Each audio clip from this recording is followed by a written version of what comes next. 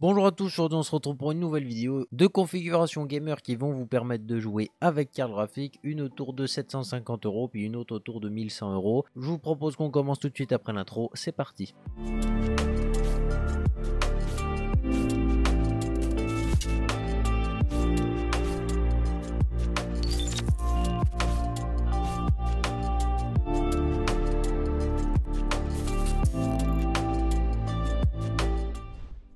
Comme je vous ai dit tout de suite avant l'intro, aujourd'hui on se retrouve justement pour des configs de PC. Au niveau des stocks en ce moment c'est plutôt compliqué, donc il se peut qu'au moment où vous regardez la vidéo il n'y ait pas tout. Donc voilà, malheureusement c'est les lois un petit peu du marché on va dire. Surtout au niveau des cartes graphiques c'est assez compliqué. Des deux modèles il y en a une dizaine en stock à peu près. Voilà, ça vous laisse un petit peu de marge on va dire. Tous les liens de la description sont des liens affiliés, ça permet de soutenir le développement de la chaîne et permet d'acheter beaucoup de matériel qui vont faire en sorte d'améliorer le contenu. Si jamais ça t'intéresse pas de soutenir tout ça, et tu peux commander de ton côté. Je vous propose qu'on commence tout de suite avec la config à 750 €. Donc dans cette configuration, qu'est-ce qu'on va retrouver? J'ai mis le i3 10105F qui est un excellent processeur. Donc oui, la plupart des gens vont mettre le nouveau i3, mais ce qu'il faut savoir c'est qu'il est cher. Les cartes mères sont chères, donc on augmente vraiment le prix du kit. Tout ça pour une carte graphique qui va aller avec, qui n'est pas forcément super performante. Donc en soi, côté différence de FPS, on va peut-être perdre 1 ou 2 FPS, mais bon, voilà quoi, t'overclock un coup la carte graphique et puis on est parti, hein, on va dire ça comme ça. Donc voilà, sinon c'est un excellent processeur qui peut tourner jusqu'à 4,4 GHz sur tous ses cœurs, 4 cœurs 8 threads en plus de ça. Donc il est plutôt polyvalent, surtout pour moins de 100 €, c'est juste le top. Pour ce processeur, on va mettre une petite carte mère assez simple, c'est une MSI Pro VDH B460, elle date un petit peu, mais l'avantage c'est que le prix est pas très haut.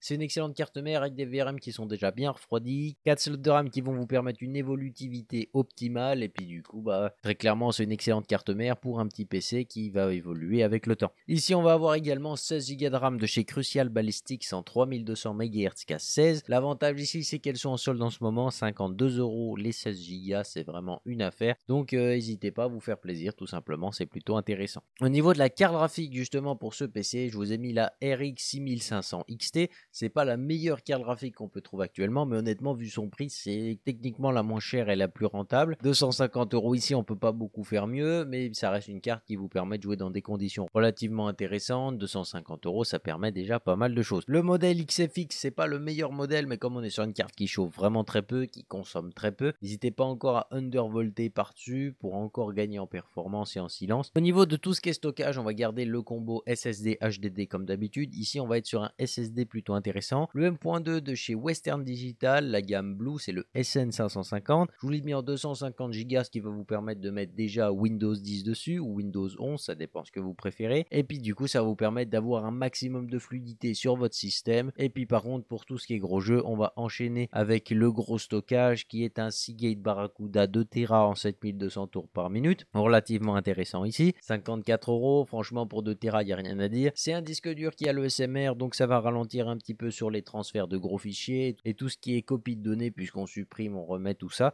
En général pour un disque dur secondaire c'est pas bien grave, donc ici on s'en fout un petit peu. Pour ceux qui voulaient vraiment cette information, je vous la donne quand même. Et puis au niveau du boîtier, on a ici un Fractal Focus G Mini qui va lui permettre d'avoir une config très compacte, plutôt bien refroidie. Ça va aller très bien justement avec notre carte mère qui est plutôt petite, notre carte graphique aussi qui est pas très grosse, et du coup ça va vous donner l'impression que le boîtier est très vite plein, alors qu'en fait pas du tout. Et puis ça va vous permettre aussi de gagner un peu de place sur votre bureau. Et puis pour alimenter tout ça, une petite EVGA BR500 qui est une excellente alimentation pour un très bon rapport qualité-prix. En ce moment elle est vraiment pas chère en plus, et ça c'est plutôt cool. On a des câbles gainés noirs qui vont offrir un style assez sympa déjà de base pour votre configuration. Ça vaut pas des kits d'extension, mais ça fait toujours plaisir. Et puis sinon pour tout le reste, on a un rendement pas mal, et puis on a des protections qui sont largement suffisantes pour cette gamme. Cette petite config elle va vous permettre de commencer le 1080p dans des conditions plus que respectables. On va être entre le moyen et le élevé sur la plupart des jeux, et puis ça va juste être top. Ce qui va peut-être limiter dans le temps, c'est les 4 Go de mémoire de la carte graphique, mais sinon au niveau alimentation vous êtes suffisamment large pour mettre des plus grosses cartes graphiques par la suite, donc ça devrait pas être trop le problème. Bien évidemment on surveillera le bottleneck du processeur, puisque malheureusement je pense qu'il va brider assez vite, contrairement à peut-être le nouveau i3 12100F. Mais je me dis que si vous avez déjà pas forcément les moyens d'aller taper très loin en budget, peut-être que vous n'avez pas forcément les moyens de racheter une carte graphique dès la semaine prochaine. Voilà, donc peut-être qu'à ce moment-là vous pourrez mettre un petit peu plus d'argent.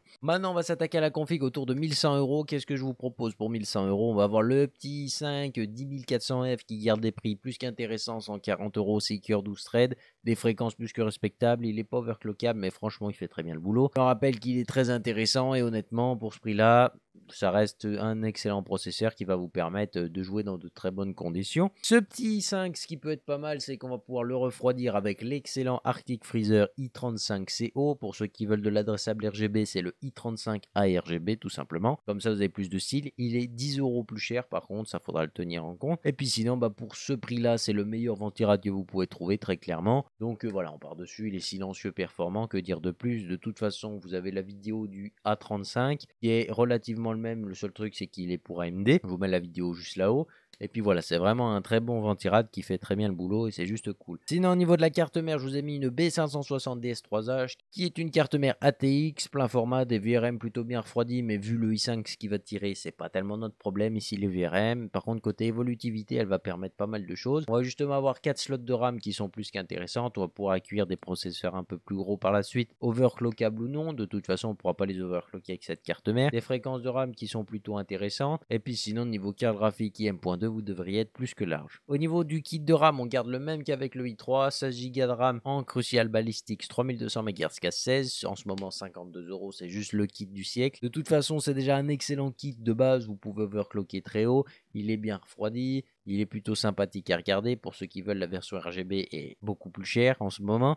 Mais voilà, ça peut offrir aussi également du style. Au niveau de la carte graphique, on est ici sur une RX 6600 qui est une bonne carte graphique, plus puissante que la 6500 XT, comme vous pouvez vous en douter. Elle va offrir des performances assez sympathiques tout en consommant pas beaucoup. On a encore une fois le modèle XFX ici. Environ 470 €, c'est plutôt pas mal. On a une dizaine de modèles qui sont disponibles directement sur Amazon. Donc voilà, c'est plutôt cool. Pour ceux qui veulent éventuellement des meilleurs refroidissements, je vous invite à regarder à droite à gauche, mais les prix montent tout de suite. Sinon, pour tout ce qui va être combo stockage, et on a exactement le même combo que sur la config à 750 €. On va avoir justement le SN550 de chez Western Digital, qui est un excellent SSD milieu de gamme, qui vous offre des très bons débits en lecture et des assez bons débits en écriture. Donc en soi, ça reste plutôt pas mal. 250 Go, ça vous permet de mettre tout le système dessus et du coup de profiter de l'expérience la plus fluide possible sans avoir des gros moments de freeze, sans avoir des gros moments d'attente normalement, parce que bon, Windows, il y a des fois il charge, on sait pas trop pourquoi. Mais au moins vous saurez que c'est pas de la faute de votre SSD, on va dire ça comme ça.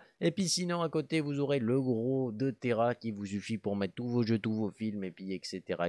7200 tours minute, ça ronfle un petit peu, j'ai exactement le même, donc voilà, je peux vous dire que ça ronfle un peu 7200 tours minute. On l'entend, mais par contre on va avoir énormément de stockage et puis une fluidité relativement raisonnable pour un HDD, donc c'est plutôt pas mal. Au niveau du boîtier, je vous ai mis un Metallic Gear Neo Air qui va avoir des ventilateurs RGB, une façade totalement en mèche qui va permettre de respirer un maximum à votre configuration. Ça va être un boîtier qui va vous permettre de faire plutôt un bon câble management et puis pour son prix il est plus qu'intéressant. Pour alimenter tout ça, on part chez Be Quiet avec une Power 9 qui est encore une fois une très bonne alimentation. 600 watts, c'est un peu plus, mais je vous ai prévu un peu plus au cas où vous voulez acheter une nouvelle carte graphique ou que vous ayez envie de vous orienter sur plus gros, puisque cette config peut techniquement accueillir facilement une 3060 ou une 3060 Ti. Donc avec ce genre d'alimentation, vous devriez être plutôt bien pour les accueillir. Sur ce, j'espère que la vidéo vous a plu. Si c'est le cas, le petit pouce RGB parce que ça fait toujours plaisir. N'hésitez pas à vous abonner si c'est pas encore fait, parce que ça fait plaisir de vous voir quotidiennement sur la chaîne. Et puis sur ce, on se retrouve très bientôt pour une nouvelle vidéo. Bye les gens.